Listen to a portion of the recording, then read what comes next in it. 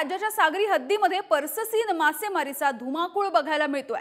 कोकण किनारपट्टीच्या भागामध्ये पर्ससीन धारकांच्या संख्येमध्ये आता मोठी वाढ होती आहे आणि या सगळ्याचा मोठा परिणाम जाणवताना दिसतो आहे। मुंबई, रायगड, रत्नागिरी, सिंधुदुर्ग या समुद्र हद्दीमध्ये एलईडी पर्ससीन धारकांनी धुमाकूळ घातल्याचं बघायला मिळतंय। मात्र या पर्ससीन धारकांमुळे पारंपरिक पद्धतीने जे मासेमारी करतात ते मासेमार मात्र अडचणीत आलेले बघायला मिळतात। याविषयी बोलूयात, विकास गावकर आमचे प्रतिनिधी आपल्या सोबत आहेत। विकास, काय अधिकची माहिती आहे? पर्ससीन ज्या बोटी आहेत त्यामुळे मोठं नुकसान होताना दिसतंय।